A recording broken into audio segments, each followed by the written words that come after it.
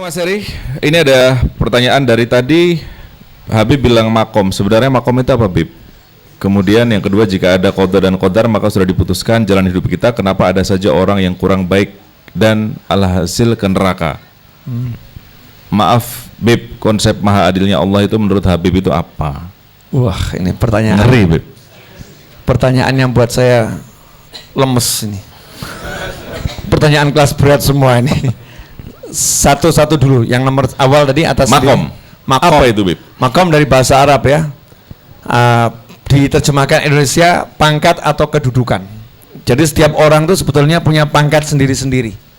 Ya, saya makomnya di makom ceramah, bukan makom tahajud. Ada orang yang ahli tahajud tapi nggak ahli ceramah. Ada orang yang ahlinya itu Senin Kemis tapi nggak ahli tahajud. Ada orang yang ahlinya zikir, ya ahlinya zikir tapi nggak bisa puasa. Ya, ada orang yang ahlinya sodakoh, sodakoh, tahajud nggak bisa, Senin Kemis nggak bisa, duha nggak bisa, sedang nggak bisa, tapi dia sedekah luar biasa. Makomnya masing-masing. Oh ini makomnya tahajud, oh ini makomnya puasa, oh ini makomnya zikir, oh ini makomnya ceramah. Nah, cari makommu di mana?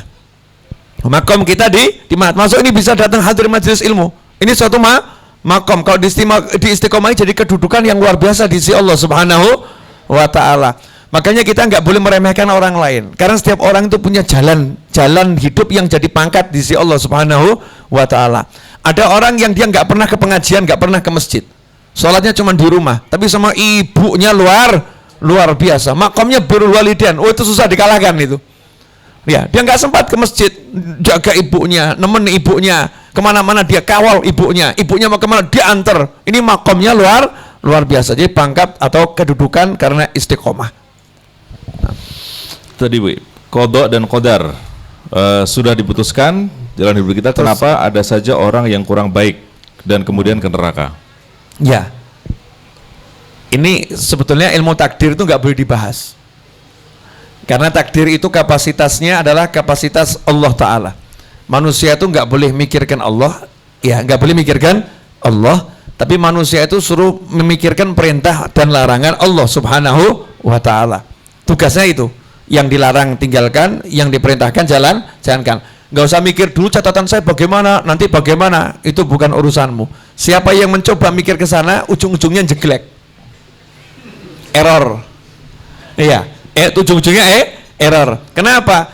Melebihi kapasitasnya. Jadi otak manusia itu dikasih kapasitasnya berpikir tentang ciptaan Allah, ya, berpikir tentang hukum-hukum Allah. Begitu dia berpikir tentang perbuatan Allah dahulu, nanti dan sebagainya, dia melebihi kapasitasnya, pasti jeglek, karena nggak akan menemukan jawaban yang memuaskan. Tapi secara keilmuan saya kasih sampel sedikit saja, insya Allah gampang. Boleh pinjam buku? Afwan. Ini namanya apa ini? Kertas. Namanya kertas. Kertas ketika dikumpulkan jadi satu, jadi namanya apa nih? Buku tulis. Namanya buku tulis ya, atau notes ya. Pertanyaan saya, kalau ini saya ambil satu, terus saya gulung-gulung, saya kasih api, saya bakar lagi, boleh atau enggak boleh? Boleh atau enggak boleh? Orang nanya, buat apa? Ngusir nyamuk, menghangatkan badan. Bagus atau buruk? Buat saya bagus atau buruk? Bagus. Buat kertasnya, siapa yang nilai buruk? Orang yang lihat. Lihat. Satu lagi kertas saya ambil, saya buat surat cinta pada calon istri yang kucinta.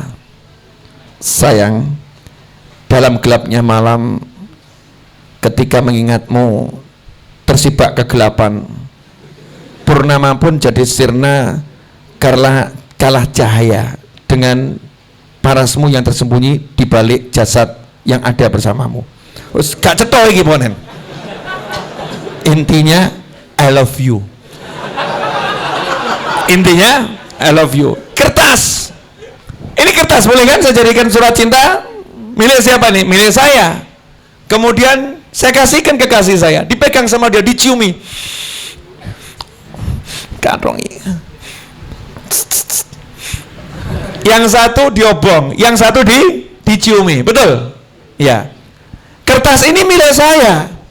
Mau saya jadikan surat cinta ya boleh, mau saya bakar juga boleh, mau saya jadikan tisu juga boleh. Wong ini milik saya. Pertanyaan saya, kamu milik siapa? Dibakar sama Allah boleh enggak? Jangan menanyakan kenapa Allah bakar kayak saya. Ya Allah, kenapa saya dibakar? Kenapa saya dibakar ya Allah? Kenapa dia dimasukkan surga? Kenapa dia dimasukkan neraka? Allah akan jawab, aku Tuhanmu, kamu milikku, terserah aku. Paham?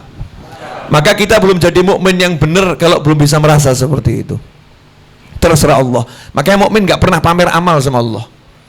Amal ini cuma dibuat ngerayu Allah. Ya Allah, please jadikan surat cinta ya. Ya Allah, please jadikan surat cinta untuk merayu Allah Subhanahu wa taala, bukan untuk menghakimi dan untuk menjadi Tuhan saingannya Allah. Ya Allah, aku harus surga loh. Aku nggak boleh neraka loh. Awas ya Allah, kurang ajar kamu. Tuhannya itu aku, bukan kamu. Paham ya?